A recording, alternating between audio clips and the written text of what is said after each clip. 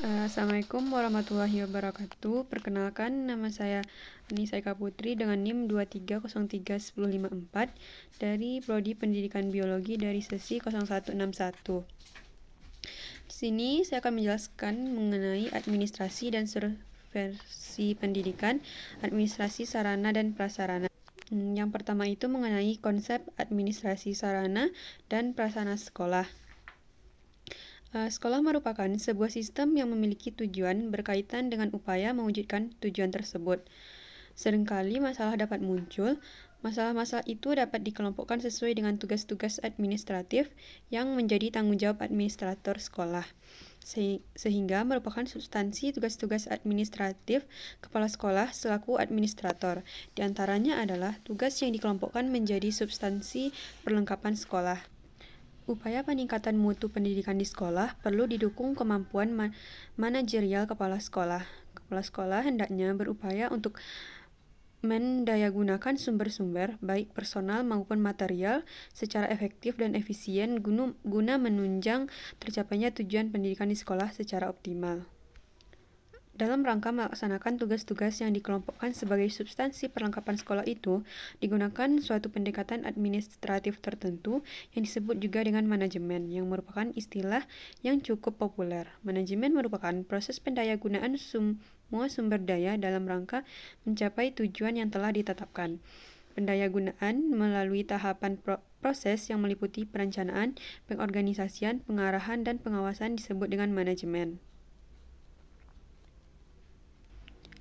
Sedangkan menurut keputusan Menteri, sarana pendidikan terdiri dari 3 kelompok besar, yaitu yang pertama, bangunan dan perabotan sekolah, yang kedua, alat pelajaran yang terdiri dari pembukuan, alat-alat peraga dan laboratorium, dan yang ketiga itu media pendidikan yang dapat dikelompokkan menjadi audiovisual yang menggunakan alat penampilan dan media yang tidak menggunakan alat penampil. Yang selanjutnya ada tujuan. Secara umum, tujuan manajemen sarana prasarana pendidikan adalah memberikan layanan secara profesional di bidang sarana prasarana pendidikan dalam rangka terselenggaranya proses pendidikan secara efektif dan efisien. Yang dimana tujuan tersebut yang pertama itu untuk mengupayakan pengadaan sarana dan prasarana pendidikan melalui sistem perencanaan dan pengadaan yang hati-hati dan seksama. Dengan perkataan ini, melalui manajemen perlengkapan pendidikan, diharapkan semua perlengkapan yang didapatkan oleh sekolah adalah sarana dan sarana pendidikan yang berkualitas tinggi sesuai dengan kebutuhan sekolah dan dengan data yang efisien. Yang kedua itu untuk mengupayakan pemakaian sarana dan prasarana sekolah secara tepat dan efisien. Yang ketiga itu untuk mengupayakan pemeliharaan sarana dan prasarana sekolah sehingga keberadaannya selalu dan kondisi siap pakai setiap diperlukan oleh semua personal sekolah. Yang ketiga itu ada prinsip-prinsip administrasi sarana prasarana. Agar tujuan-tujuan manajemen perlengkapan bisa tercapai, ada beberapa prinsip yang perlu diperhatikan dalam mengelola perlengkapan di sekolah. Prinsip-prinsip yang dimaksud yang pertama, prinsip pencapaian tujuan. Pada dasarnya, manajemen perlengkapan sekolah dilakukan dengan maksud agar semua fasilitas sekolah dalam keadaan kondisi siap pakai. Oleh sebab itu, manajemen perlengkapan sekolah dapat dikatakan berhasil bila fasilitas sekolah itu selalu siap pakai setiap saat pada saat seorang personal sekolah akan menggunakannya. Selanjutnya itu ada prinsip efisiensi. Dengan prinsip efisiensi, semua kegiatan pengadaan sarana dan prasarana sekolah dilakukan dengan perencanaan yang hati-hati, sehingga bisa memperoleh fasilitas yang berkualitas baik dengan harga yang relatif murah.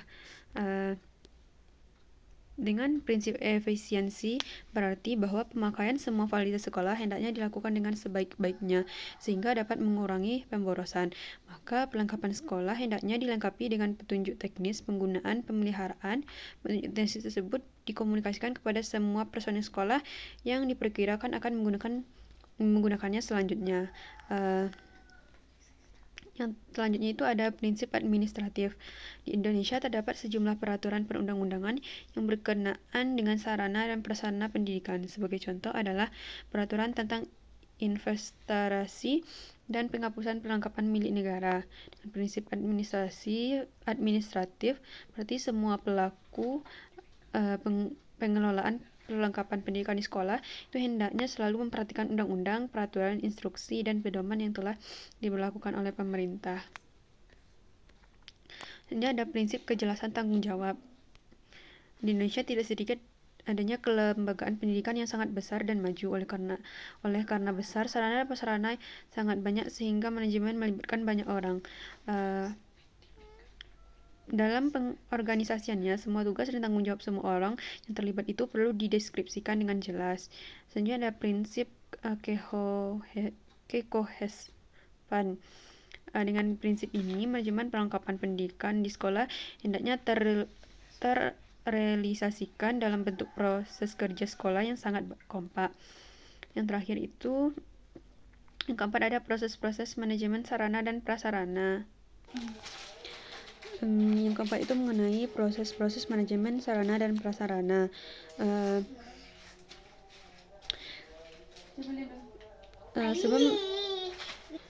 Sebelum telah ditugaskan bahwa manajemen sarana dan prasarana sekolah merupakan proses kerjasama pendayagunaan semua perlengkapan sekolah secara efektif dan efisien.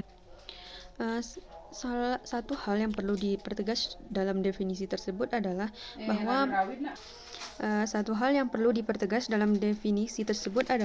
bahwa manajemen sarana prasarana sekolah merupakan suatu proses pendayagunaan yang sasarannya adalah perlengkapan pendidikan seperti perlengkapan sekolah, perpustakaan, media pengajaran, dan perlengkapan lainnya. Selanjutnya itu ada hubungan sarana prasarana dan dengan program pengajaran. Jenis peralatan dan perlengkapan yang disediakan sekolah dengan cara pengadministrasian mempunyai pengaruh besar terhadap program belajar mengajar. Persediaan yang kurang tidak membadai dan menghambat proses belajar mengajar. Demikian pula administrasi yang jelek akan mempengaruhi kegunaan alat-alat dan perlengkapan tersebut, sekalipun peralatan dan perlengkapan pengajar itu tidak dalam keadaan istimewa. Yang keenam itu tanggung jawab kepala sekolah dan kaitan pengurusan dan prosedur sarana dan prasarana. Salah satu tugas utama kepala sekolah dalam pengadministrasian sarana dan prasarana ialah bersama-sama dengan staf menyusun daftar kebutuhan mereka akan alat-alat sarana tersebut dan mempersiapkan perkiraan tahunan untuk diusahakan penyediaannya. Kemudian menyimpan dan memelihara serta mendistribusikan kepada guru-guru yang bersangkutan dan menginvestasikan alat-alat atau sarana tersebut pada akhir tahun pelajaran. Yang pertama itu mempersiapkan perkiraan tahunan, yang kedua itu menyiapkan dan mendistribusikan yang di mana ada beberapa prinsip administrasi penyimpanan peralatan dan perlengkapan pengajaran sekolah, yaitu semua alat-alat dan perlengkapan harus disimpan di tempat-tempat yang bebas dari faktor-faktor perusak seperti panas, lembab, lapuk, dan serangga. Yang kedua itu harus mudah dikerjakan baik untuk menyimpan maupun yang keluar alat. Ketiga itu mudah didapat bila sewaktu-waktu diperlukan. Yang keempat itu semua penyimpanan harus diadministrasikan menurut ketentuan bahwa persediaan lama harus lebih dulu dipergunakan. Yang kelima itu harus diadakan investasi secara berkala. Dan yang keenam itu tanggung jawab untuk pelaksanaan yang tepat dan tiap-tiap penyimpanan harus dirumuskan secara terperinci dan dipahami. Yang ketujuh, pengadaan dan pendistribusian sarana prasarana sekolah, yang dimana aktivitas pertama dalam manajemen sarana prasarana pendidikan adalah pengadaan sarana prasarana pendidikan. Pengadaan perlengkapan pendidikan biasanya dilakukan untuk memenuhi kebutuhan sesuai dengan perkembangan pendidikan di suatu sekolah, menggantikan barang-barang yang rusak, hilang atau sebab-sebab lain yang perlu dipertanggungjawabkan. Yang pertama ada prosedur perencanaan perlengkapan sekolah, yang dimana langkah-langkahnya yang pertama itu menganalisis kebutuhan pendidikan suatu masyarakat dan menetapkan program untuk masa yang akan datang sebagai dasar untuk mengevaluasi keberadaan fasilitas dan membuat model perencanaan perlengkapan yang akan datang.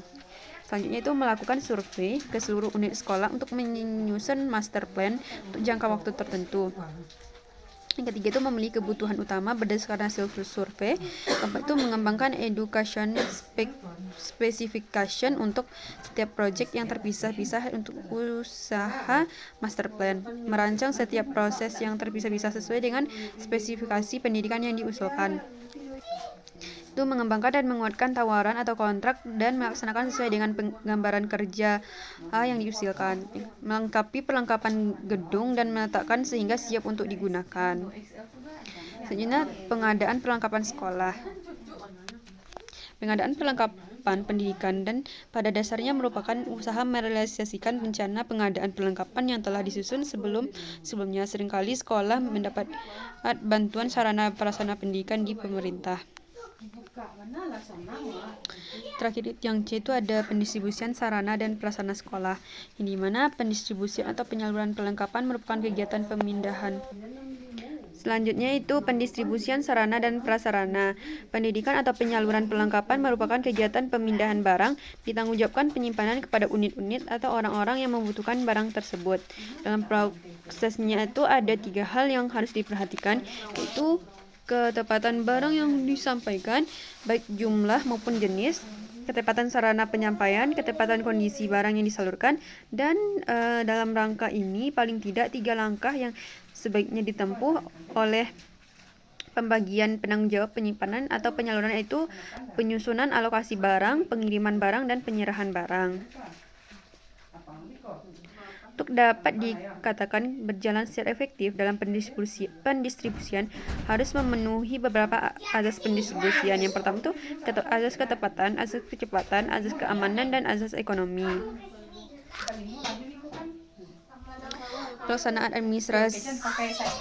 Pelaksanaan administrasi peralatan dan perlengkapan sudah merupakan pekerjaan rutin orang-orang di hadapan kesukaran yang kurang berarti. Namun untuk penyempurnaan pekerjaan para ahli menyarankan beberapa pedoman pelaksanaan. Yang pertama, hendaknya kepala sekolah sebagai administrator tidak terlalu menyibukkan diri secara langsung dengan urusan pelaksanaan administrasi peralatan dan perlengkapan pengajaran. Ketiga itu melakukan sisi pencatatan yang tepat sehingga mudah dikerjakan. Yang ketiga itu administrasi peralatan dan perlengkapan pengajaran harus senantiasa ditinjau dari segi pelayanan untuk turut memperlancar pelaksanaan program pengajaran. Mungkin hanya itu yang dapat saya sampaikan. Assalamualaikum warahmatullahi wabarakatuh.